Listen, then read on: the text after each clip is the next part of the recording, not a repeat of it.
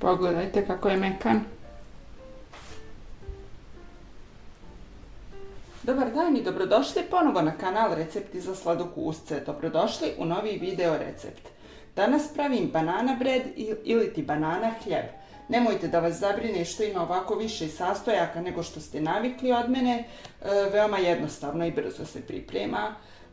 Revnu sam već uključila da se zagrije na 180 stepeni Celzijusa i možemo preći na sastojke.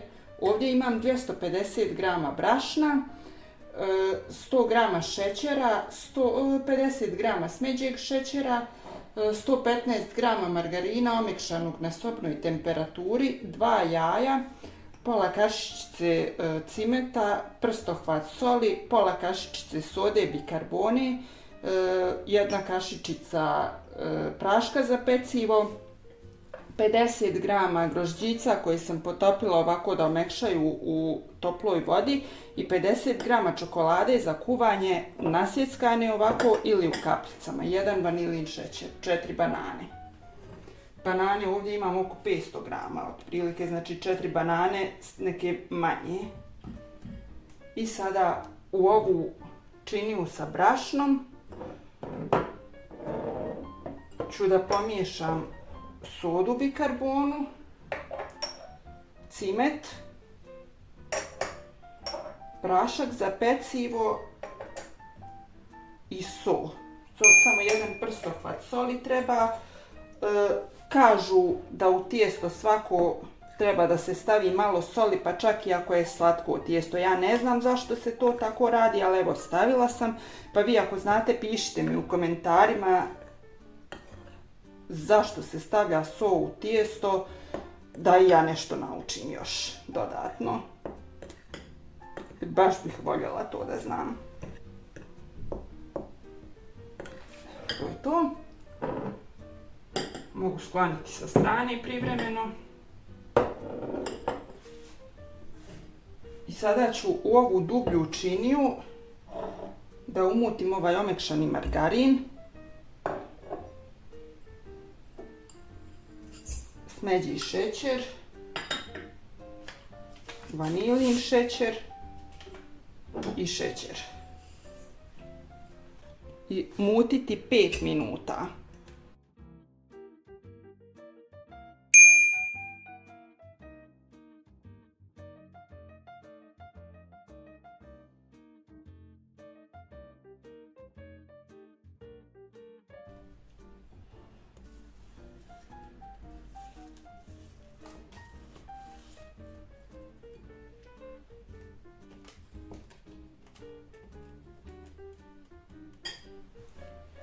Sada u ovaj umućeni margarin i šećer dodajem 2 jaja koja su također sobne temperature.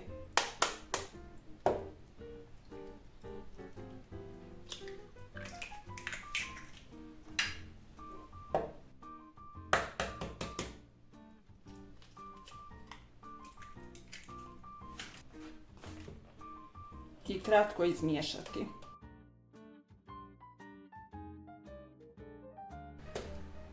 To je dovoljno, sada ću samo malo skloniti sa strane. I ove banane ću da izgnječim malo viljuškom i dodajem u smjesu.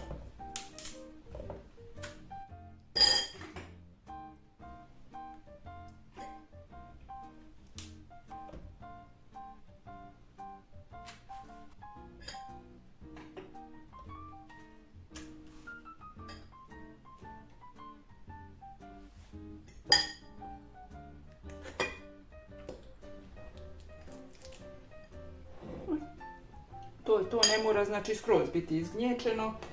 Sada dodajem u ovu smjesu od margarina i jaja.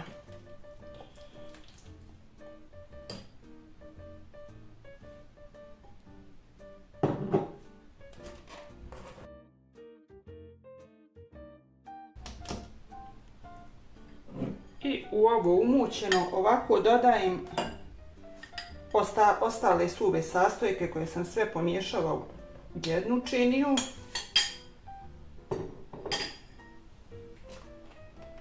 Kratko izmutiti, samo ovako malo prvo umiješati ovako bez uključivanja miksera da se ne bi digla prašina.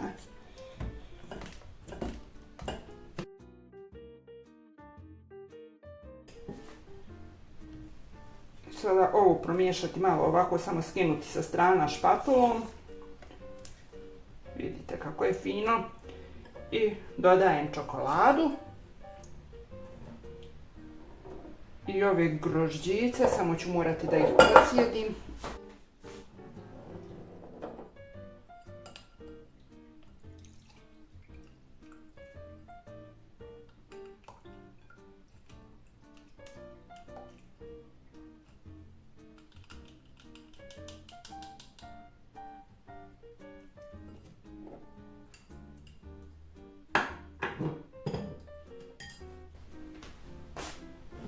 Izmiješati špatulom.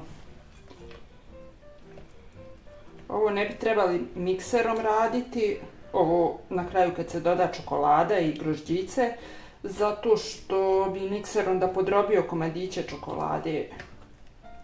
Umjesto čokolade i grožđica možete dodati bilo koje drugo suvo voće ili orašaste plodove. I sada ovu smjesu prebaciti u ovaj kalup za hljeb.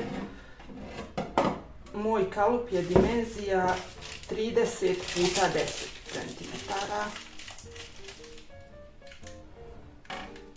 Obložila sam ga papirom za pečenje da se ne bi tijesto zalijepilo slučajno.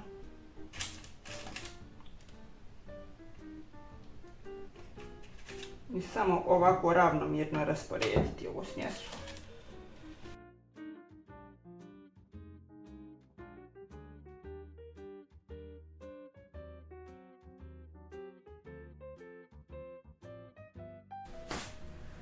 I pečem 50 do 60 minuta na 180 stepeni Celzijusa. I evo, kolač je pečen. Ukoliko niste sigurni, možete ovako samo probati čačkalicom, ako je čačkalica čista. Pečeno je. Pekla sam ga tačno 50 minuta na 180 stepeni Celzijusa, ali vodite računa, kod mene je redna prilično jaka pa brže se ispeče. Provjeravajte, ukoliko je potrebno može da se peče i do sat vremena. Sada ga ostavljam 20 minuta ovako u kalupu da se ohladi, a zatim ću ga izvaditi na rešetku i preliti glazurom od 50 grama šećera u prahu i 20 kašičica vode. I evo me ponovo nakon 20 minuta. Sada ću da izvadim ovaj kolač iz kalupa. Ovdje sam pripremila ovako jedan pleh od šporeta koji sam stavila rešetku.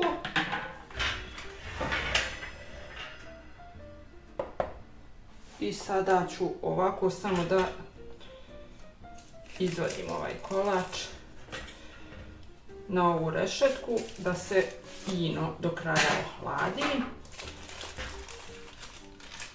Veoma je mekano, moramo paziti dobro da se ne slomije. Vidite kako je fino mekano.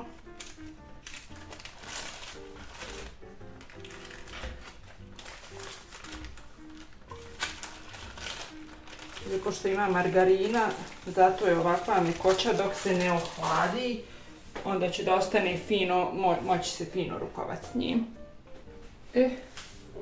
Sada ću da napravim glazuru šećernu od ovih 50 grama šećera i 23 kašičice vode. Ja sam ovdje vodu već sebi izmjerila, tako da mogu da dodam sve, ne moram da mjerim ponovo.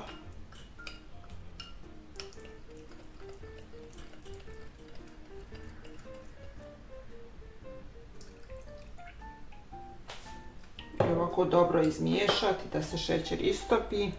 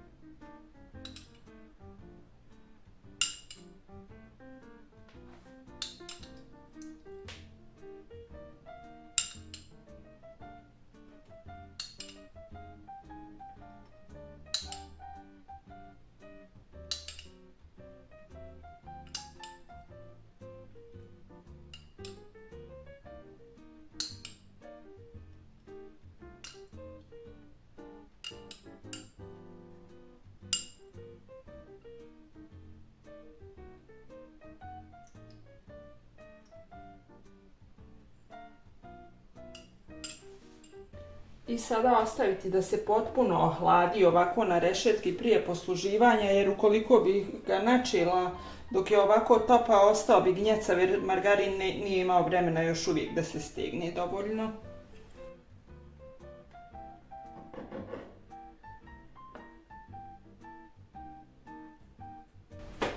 Pogledajte kako je mekan.